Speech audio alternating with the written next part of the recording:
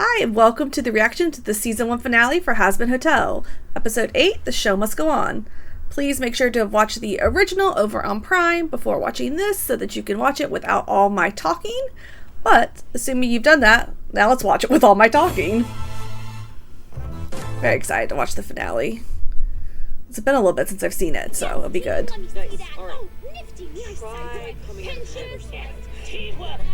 I really like the framing of having Vox and the V's, watching the fight. It does feel a little thrown in because it feels a little bit like, oh, we haven't mentioned them in a while. We want to mention them in the finale because we kind of haven't really touched on them much recently, especially Vox. Like we've seen, and Velvet, we've seen Val more recently. So yeah, it feels a little thrown in, but it is fun. I do think it's a lot of fun. And it does make sense that they'd be watching this for sure. And I think it'll be a good setup for next season, because I think we're going to have more of them next season.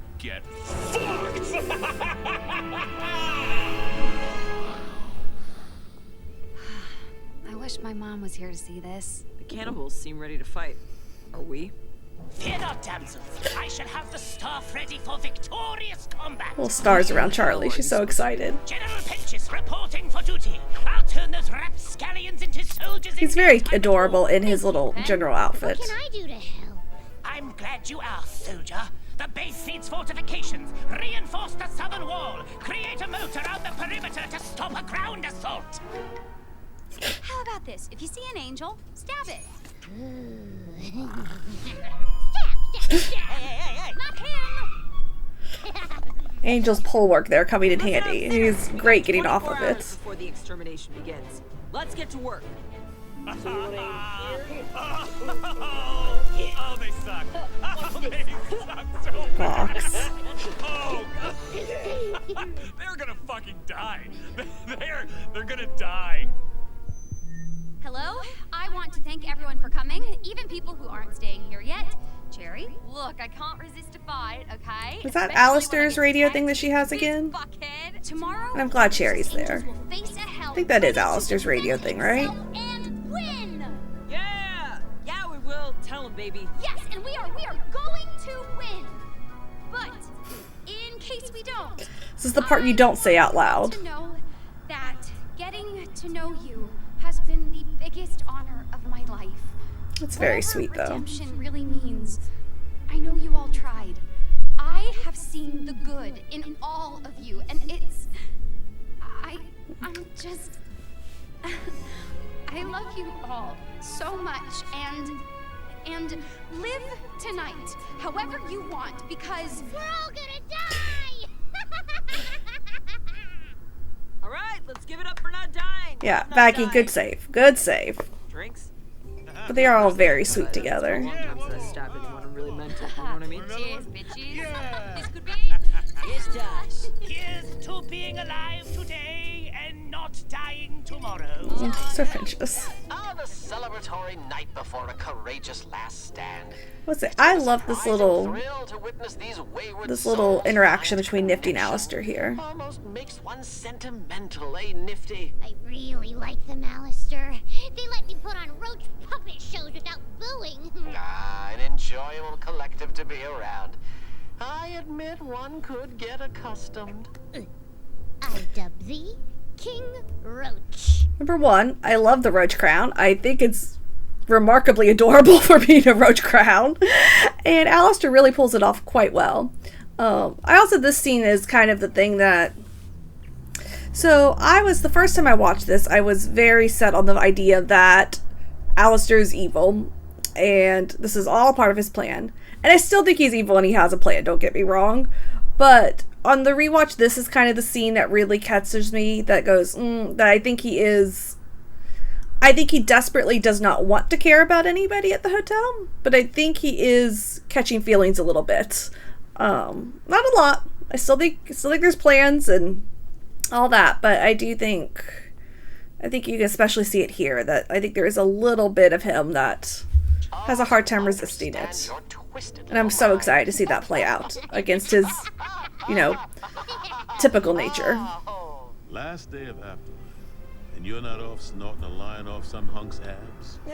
You fucked one cannibal pool boy, you fucked them all. And of course, I love this interaction so much. Hey, Charlie said live tonight however we wanted.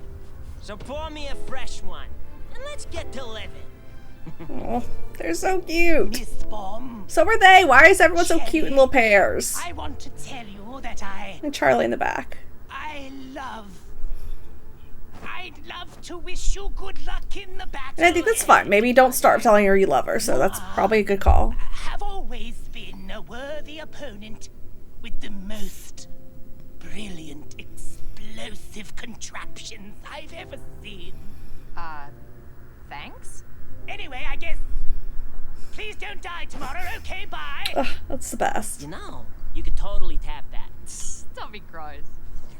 Guys, you know, I hear he's got 2 dicks. I know I'm being repetitive when I say, like, all these interactions are great, but they're so good. Ugh. Angel playing wingman. I'm sorry. And now the Charlie and Vaggie. It's I'm just great. so scared. I'll stop saying that now. Promise. You've already done so much. So many lives you've changed. So many souls you've touched. And in the end, if it's only me you saved, there's something that I've been. I do really like that sentiment there, though. You know, that she has tried, and no matter what happens, she saved Vaggie. And that's worth it. It's a lovely sentiment.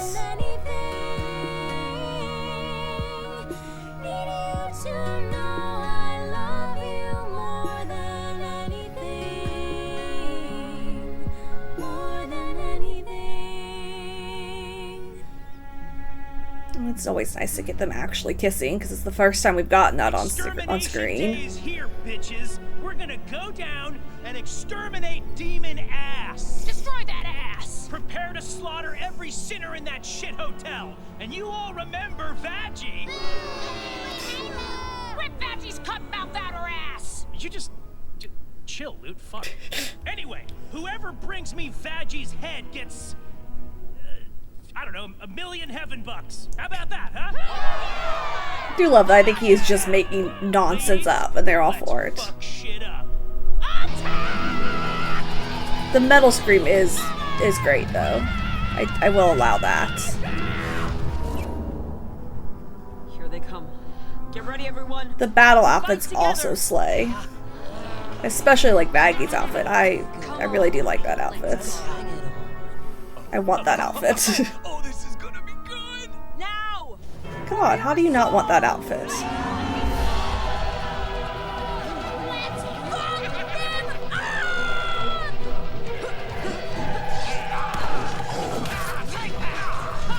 Let the slaughter begin. And Alistair really is quite powerful. They appear to have some kind of shield, sir! Oh, really? I didn't see this giant fucking shield in front of me, you dumb bitch! No shit! I do enjoy Adam in this fight. I mean, he's Adam, so he's a pain, but he's fun. That's how they can kill us? With our own weapons? Fucking weak, dude! It is weak. That is not the ideal situation. Come and get some! All angelic weapons, fire at will! Hey, yelling while fighting doesn't help. Good job, Nifty. You got this. Alistair's shield is working! Trying to focus, sweetie. We might actually have a chance! Love the optimism. Still trying to focus. Good job, Vaggie. She's fighting well. Yeah, and I mean, I think that it's a really good shot and scene for showing how powerful Adam is. Because up till now, we really didn't know if he's actually powerful. Like, we didn't know what his powers were. I am so hard right now! Thank you, Vox, for the FYI. Man, next to die. Who the fuck are you? It's a great line. Pleasure to be meeting you. Quite a pleasure. All of Alistair's lines here are great. Your fucking life. Nice voice. Don't you know jazz is for pussies?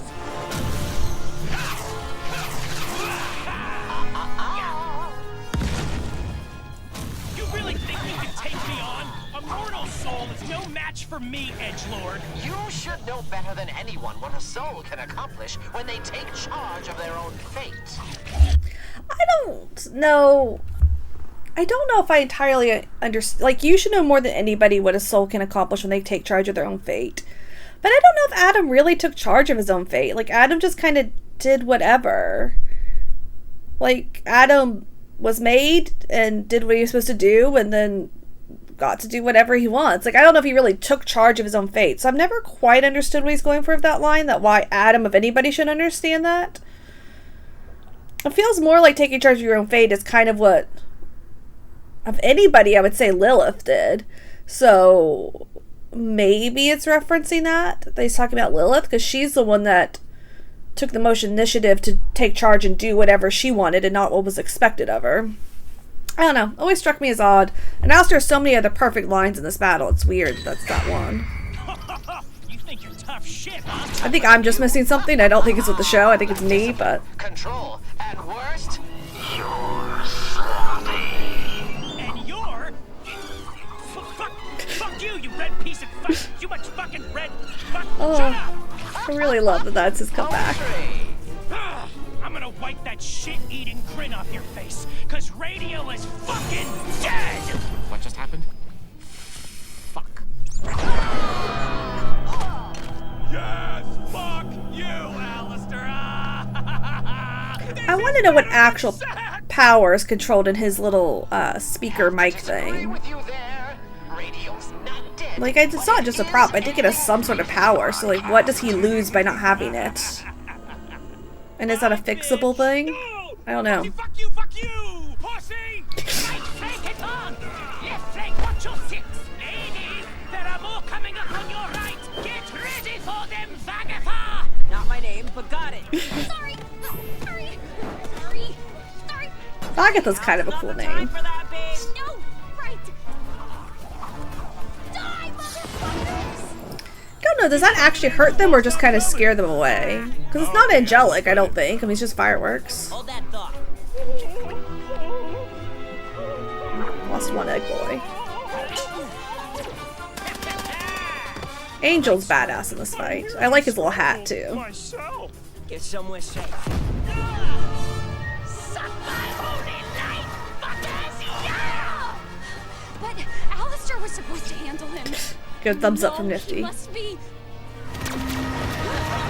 We aren't gonna last long unless we do something about him. Of course. I'm trying to fight here. You out of your fucking mind? Yes. I love the firework going off behind him. Not firework, but bomb. I love you! Remember me! That was kind of hot. Yeah, see? It was hot. Get together. Thrusters and charge the death ray. Yes, sir. Pinches? That crazy motherfucker. Target in range. Fire. What? That could have been ugly.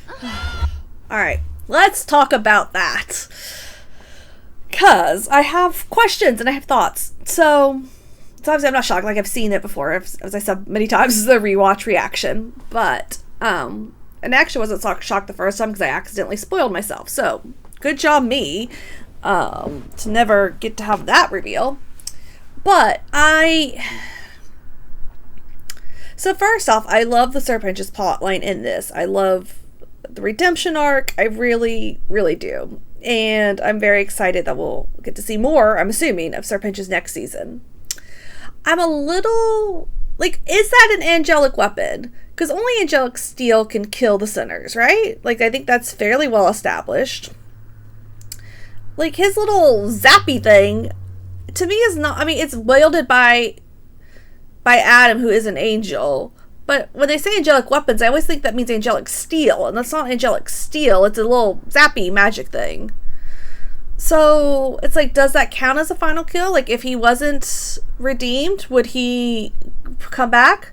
I don't think so, just because how everybody reacts. Like, they would not react as much if they just assumed he was going to, you know, whatever you do, pop up in hell when you're killed by something that's non-angelic. So why?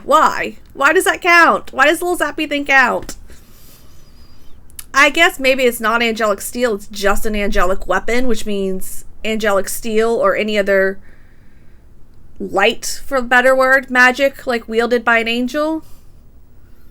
Yeah. And also, let's talk about the fact that besides that logistical problem, first off, Sir Pinchus, I love going to kiss Cherry. I adore it.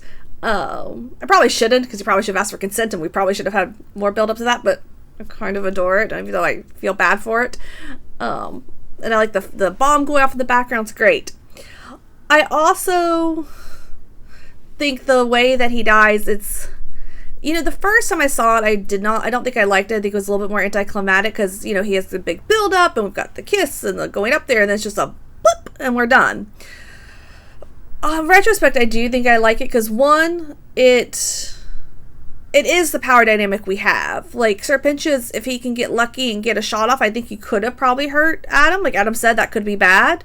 So it's not that Sir Pinchus is, and his machines are weak or anything. Like, they are powerful, but they have to get the right shot off and they have to be, you know, aimed right and all that. And Adam is equally powerful and just has to blip it. So I think it makes sense. And I think it also serves as the perfect catalyst for Charlie popping off here. I also, and I think this is probably me thinking too much into it, but it also feels a little bit like kind of the senselessness of war. Like war, it kind of gets romanticized and battles is like this big thing and there'll be a big send-off and it'll be a big dramatic moment and then it's just a blip and that's it. So I don't know. I think I'm probably overthinking it, but there could be something there about kind of just these big dramatic moments and, you know, war in movies and shows so often being romanticized, when I think in reality it's a lot more moments like that where it's just somebody's trying to do their best and it's just blipped and that's it, which is insane to think about and, you know, a lot less fun to think about, but probably more real. But yeah, clearly they think that is a final kill. That's not a joke steal.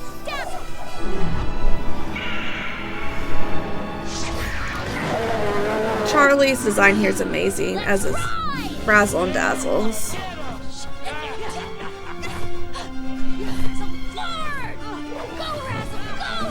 Oh, look who thinks they're badass now. The traitor came to die. I hate Dazzle's death here. I think that's Dazzle, right? I hate, we're gonna say Dazzle. It's death. Before I take your life, I'm going to tear that other eye out of your face. Try it, bitch.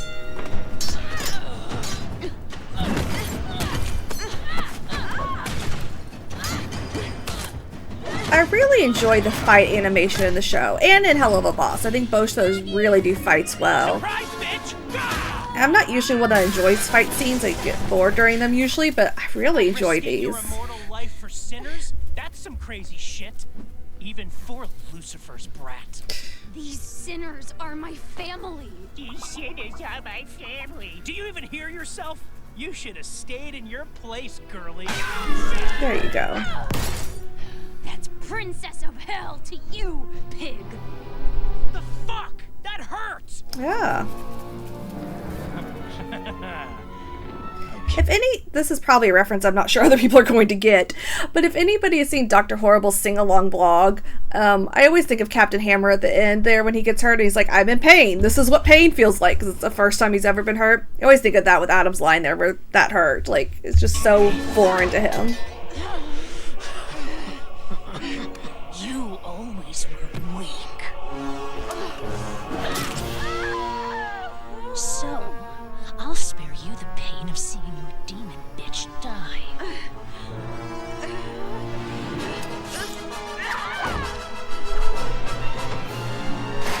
And I love that her wings come into play, because obviously we saw the moment where those came back last episode, and it's such a surprise to them, and Lute's the one that tore them off. Seriously?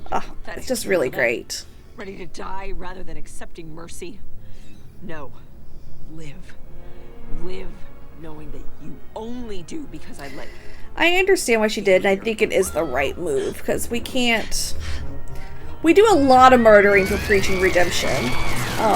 So, you know, choosing not to murder that time is morally probably better, but we have murdered a lot of other angels, so just kill Lute too. It'd be a lot easier. The rest of them. Charlie!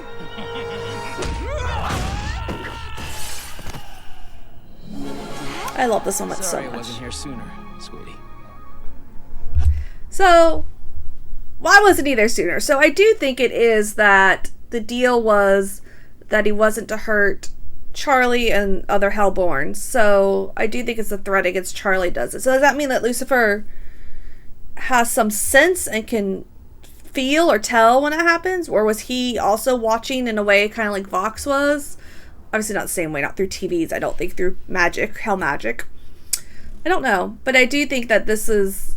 He wasn't allowed to show up till the deal was broken. I think that has to be it. Okay, seriously. And the deal was broken by either killing Dazzle or threatening Charlie. Probably threatening Charlie, but... with my daughter, and now I am going to fuck you!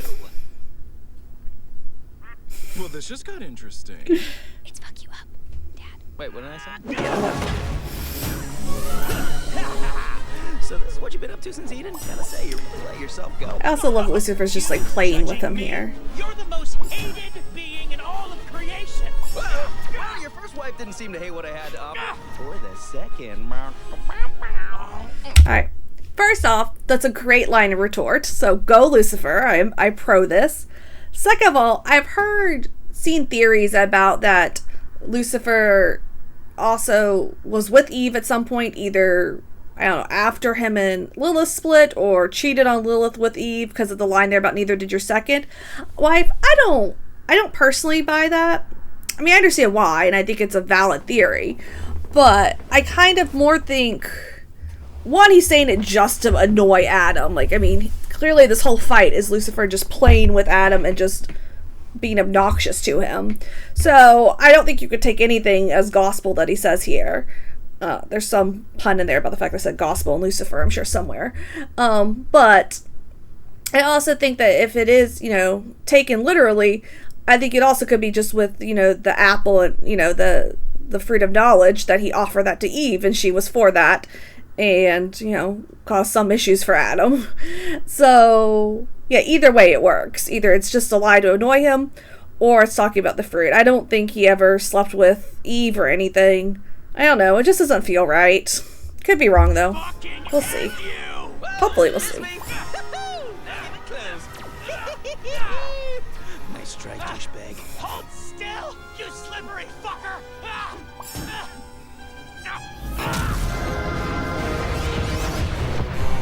Yeah, Lucifer's ridiculously powerful. Because so is Adam, and Lucifer, you know, so much more.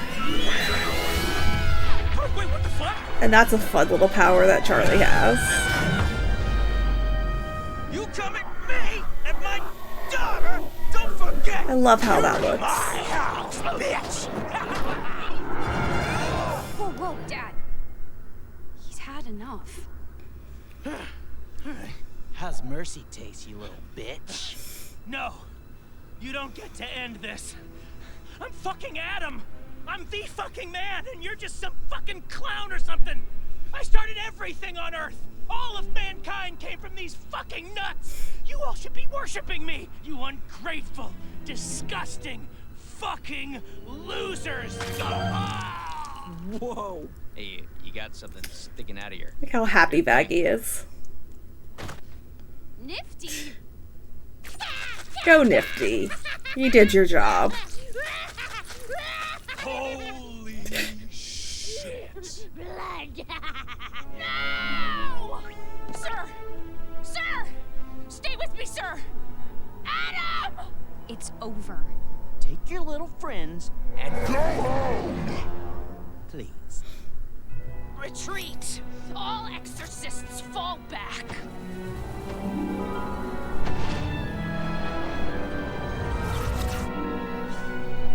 So, who's up for pancakes? Good evening. I'm Katie Killjoy. And nobody gives a shit who you are, Tom. Breaking news, Extermination Day is canceled. I do know that I didn't pause at a time. I wanted to pause because there's, I think Arachnus is his name, is that right? Angel's brother we could see in this scene. Or at least somebody that looks very much like, yeah, right there, this guy. So this guy is Angel's brother, or at least looks very much like the image art of, I think it's Arachnus. It's something similar to that Vivzie has put out. So yeah, I really enjoy that. I had to read that. I did not catch that myself. I read that somewhere, so don't give me too much credit for it. But Morningstar managed to fend off the angelic attack with more than just nice words. In an unseen turn of events, our demonic head honcho Lucifer stepped in to save his daughter's ass in the last moment. We're also hearing reports that Adam, leader of the Angelic Legion's first man and totally fuckable bad boy, has been slain by a filthy janitor. The janitor said, quote, "Charlie told me to stab, so I did." Anyway, congrats to Charlie and her crew for not being totally fucking useless for once.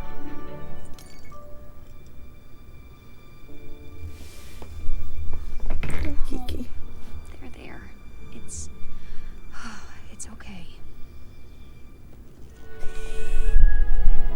Good that the animals are safe. Well, except for Dazzle. 3 out of 4. He did it for us. The ultimate sacrifice. He gave me his trust. And look how we paid the price. This bloodshed could have been avoided if I convinced heaven to work together. I took a hotel and I destroyed it. I know I could have done better instead of letting you down. I hate how much Charlie blames herself here. I mean, I love it because it is, I think, accurate for Charlie and fits what we've seen of her, and I understand why she does. But it does break my heart a little bit because I do truly believe that she feels very guilty and bad for everything that she has, for how this has turned out. And I don't think it's her fault. I think she did everything that she could do, and it just didn't work. Just because things don't work out doesn't mean you've done something wrong. It means things didn't work out. That's not always somebody's fault. Just feel bad for her here. But I do think this moment is really good. That Lucifer is here to do this, because I think this is a big step for him and for Charlie. Both of them. It's adorable. Now I know it, for your story has just begun. You can't quit now. Hell, you owe it. There's still damage to be undone. I really like this song. Changed my mind. You've touched their hearts, found the good in souls gone bad. Especially this part. This beginning part is my favorite. The stage is wrecked. The crowd is gone, but by God, Charlie, the show, it must go on. He did the thing. He said the show title. The episode title, I should say. Best hotel that you've ever seen. Twice the bedrooms, we can fill it with more sinners than you. Look at how happy Fat Nuggets is. It starts with you, you know it's true. Fulfill your destiny. So long as I've got all of you with me. To build a hotel, I think Cherry's helping out still too. We're in hell. Check out this little magic. Start with foundation. Remedial creation for me. And it makes sense that Lucifer has all this power. No time for crying. We got a lot of work to do, and we gotta try and make the best of what's in ruin. New coat of paint. New lights across the marquee With a little sorcery. After the battle, masterless cattle, overlords hanging by a thread. With a bit of bravado, maybe tomorrow we'll be atop the heap. While the rest of hell's pissing, Alistair's missing, bled with his tail between his legs. Nature abhors a power vacuum, it leaves room for you and me. The future of hell belongs to the V's. Alright, we'll stop it there because I want to talk about that for a second. One, because I love their harmonizing. Val and Vox together is 2 of my favorite singers in this, so I really enjoy that. But I do... is there a power vacuum? Like, why is there a power vacuum? It feels like there should be less of a power vacuum because so it feels like, and I could be wrong, that the extermination was mainly centered, at the hotel. And I'm sure that there were some cannibals that died. Like, I don't think that they ended up unscathed. Of course, they're Serpentious.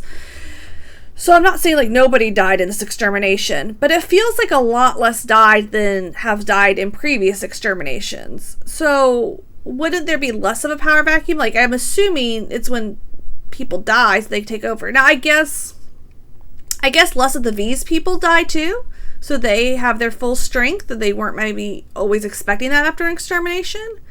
And I think there also could be an argument that they know that, or it seems like, I don't know if they know for sure, but it seems like the exterminations are stopped or are stopping, or even if they continue, there's a way to fight back.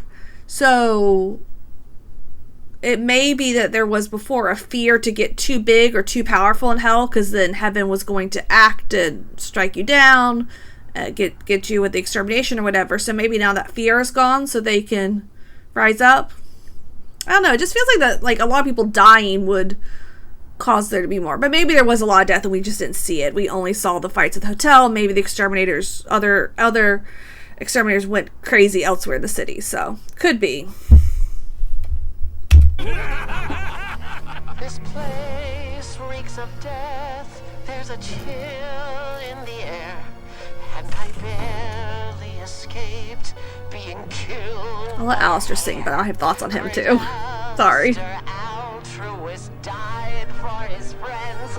Sorry to disappoint. That is not where this ends. I'm hungry for freedom like never before. The constraints of my deal surely have a back door. Once I figure out how to unclip my wings, guess who will be pulling all the strings? Okay, I wanted to at least let him do his song before I stopped it, so at least I wasn't talking over the fantastic song. But I'm just going to keep stopping the song every 30 seconds, I guess, because lots of things are happening. So I think Alistair's verse here is really interesting. So first off, we've got the fact that him lamenting his, the fact that he almost got, or did get hurt, and, barely escaped being killed by a hair, based on his actions defending the hotel. And I think the answer to my next question is that's both of these things, but I do wonder if by that, if it's one of what it is, because I think at that point that could either be lamenting it because he was forced to defend the hotel due to whatever deal, bargain, whoever leash she's on, so he was forced to do that, so he's lamenting that because he's regretting the fact, or extra, and that explains why he follows it up with, like, I've got to get out of this deal ASAP, essentially. So, and that could be why, because, he's like, it's going to get me killed. I think the other thing is that it could be him lamenting the fact that he actually cared about the hotel and Charlie and everybody else enough to put himself at risk, which for Alistair is crazy talk. That's not a thing he does, and that he's lamenting that. I think it's both, personally. Like, I think he is there because of this deal. I think he would not have defended the hotel without that, but I think he did put himself more at risk. Even with the deal, I think he ended up putting himself more at risk than he originally planned because of some sort of loyalty to it and to the residents, which is very sweet in a very awful way. like I say, it's very sweet after this very creepy song. Like, I get it that sweet is probably not the word, but it's a little sweet. Yeah, and of course, him trying to get out of his deal, will be a thing. Serpentious. Even though I know what happens next, like, I know it's fine. It's a lovely painting. It's not perfectly fine, because we don't get to see him in the hotel.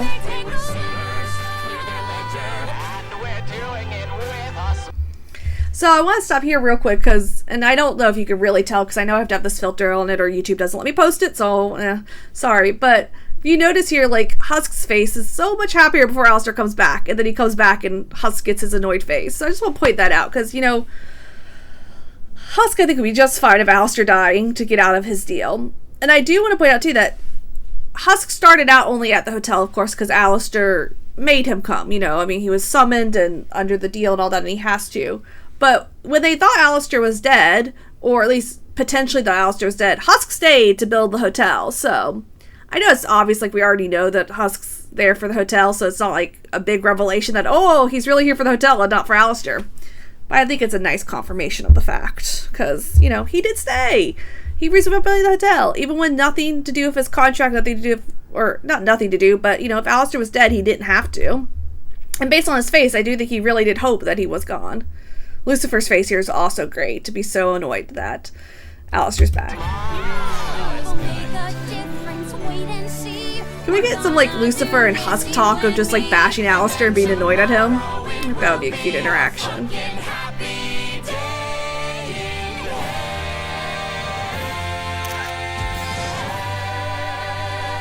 The hotel looks great, too, with the Dazzle statue in front and everything. Where am I? Oh. Hello. Alright. We gotta talk about that now. I have to just pause every 30 seconds to talk about something else. So, yes, I love the Serpentius redemption arc there. I absolutely adore that moment. And him going there, and oh, I love it. I also love that he zaps kind of in front of Sarah and Emily. And I do think that was on purpose. I do think the fact that he showed up there and not the gates was a purposeful thing by whatever deity or higher power decides who gets to heaven. I think they had some agency there to put him there. I could be wrong on my part, but it feels nice. Doesn't it feel like nice little headcanon that, you know, he was put there to, you know, say, haha, you were wrong. Wrong to Sarah and right to him. Also, let's talk about why he got redeemed. So this is admittedly completely headcanon on my part, but I'm going to go into my headcanon a little bit, so you have to indulge me. I'm sorry. Please give me your headcanons in the comments, so you could make up for having to listen to mine by giving me yours, because I would love that. But yeah, so we know that the sinners, their appearance is, you know, somewhat tied to something to do in their life, either how they died or a personality trait or something along those lines. And so my particular headcanon is that Serpentius is a snake. So I do think he was some sort of military. I think the general thing is a thing. I feel like he was in the military or something like that.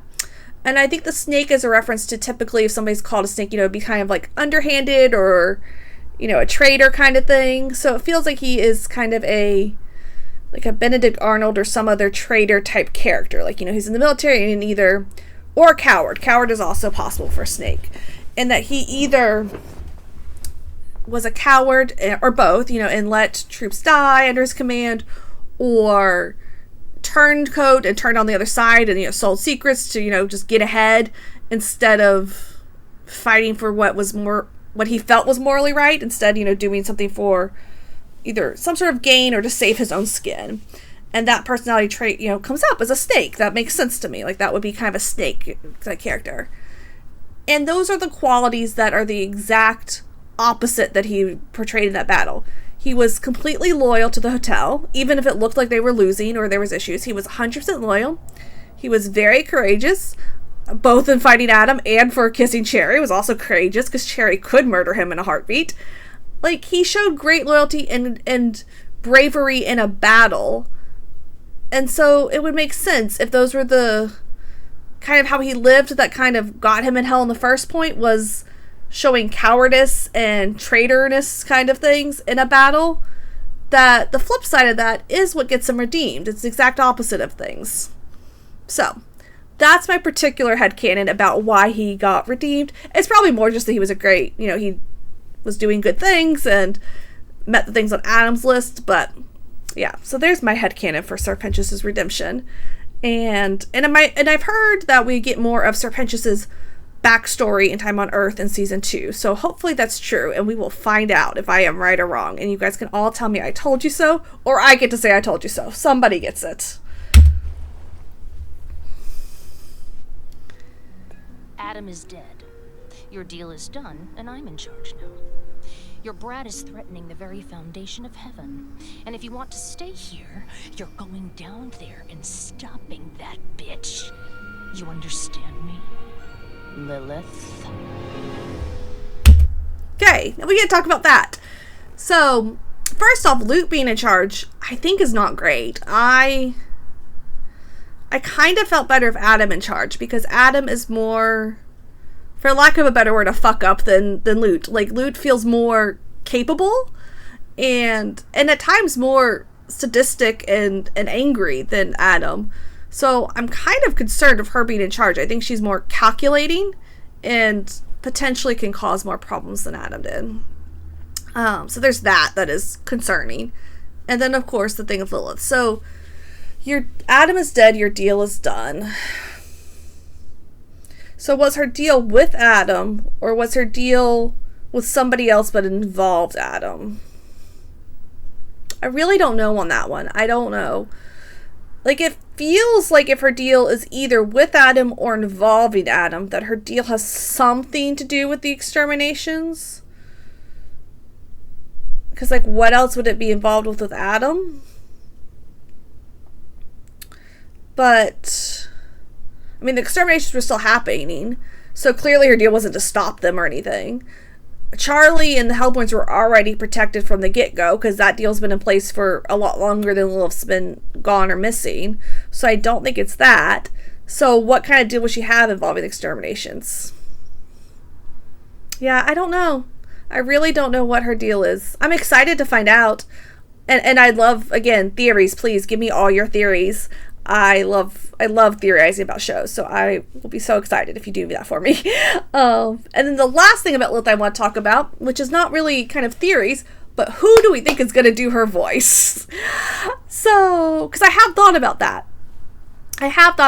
So, because I think we're going to see her. We know she's a singer, because, you know, her song's in hell, so which singer are we going to get to sing her? So, my personal pick, because I have opinions on this one. So I've thought of what do I really think, and it depends on what the type of voice they're going for. So if they go for kind of a more poppy kind of sound for her, more pop songs for her, I would love Samantha Polly, who was in the American version of Six, and sang the hell out of their character, whose name I'm forgetting, Catherine, right? It's one of the Catherines. Catherine Howard, there we go. So, yeah, I really enjoy her performance in Six, and I really want her to do more. And I think, I'm only like 50% sure what I'm saying is right, but I think she's currently doing Great Gatsby with Jeremy Jordan, who's Lucifer. So, we have a connection, we can make it happen. Also, in Great Gatsby, I think it's Eva, I never say her last name right. I'm not going to try to say it, but her first name is Eva, and she's in that. She also is a great singer. I believe she was in Hadestown, if I'm not wrong, before that. And, you know, we've got Patrick Page, who was in Hadestown, going to Hell of a Boss. So we've got some connections there. And like I said, she's currently doing that with Jeremy Jordan, who's Lucifer. So those two, I think, are my front runners for it. I also think if we want to do a more kind of classical Broadway voice, kind of like an Audra McDonald would be a good pick. And I had one more.